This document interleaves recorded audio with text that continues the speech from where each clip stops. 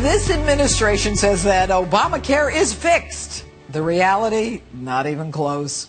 With me, Professor Emeritus of Neurosurgery at Johns Hopkins University and Fox News contributor, Dr. Ben Carson. Dr. Carson, is Obamacare website fixed? Well, I guess it depends on how you define the word fixed. And we know that there are some people who like to do redefinitions of everything. So according to their definition, yes, it would be fixed. But, you know, we have to ask the question, what really works for the American people?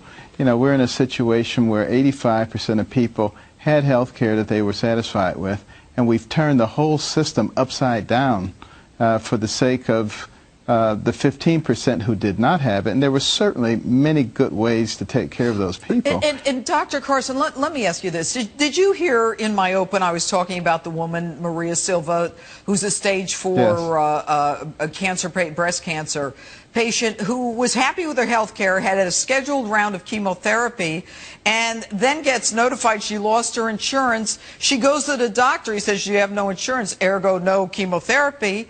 I mean, how many Americans are like this, or in a situation, this limbo where, I mean, they need life-saving treatment, and they need it now? Well, one is too many. And we have a situation now where we're talking about millions of people.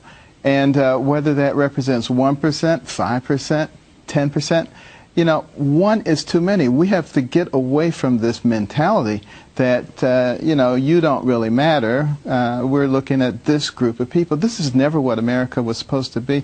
And it is important for the people of America themselves to start having compassion for each other. Because if we allow the government to take a segment of us and say, you're not so important, but I'm going to take care of this group, then we are just as guilty as the bureaucrats in the government.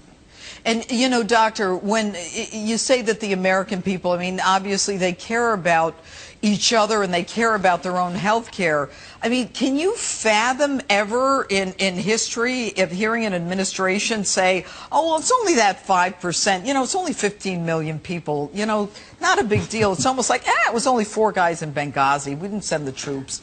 I mean, it's just, to me, it's shocking. What we always say in surgery is maybe the risk of something happening is only 1%. But if you're that 1%, for you it's 100%. And we need to be looking at it that way. And you know, it seems to me that if the government wants to fix a program, why not offer something that is so good that people flock to it, rather than something that you have to twist people's arms to go into?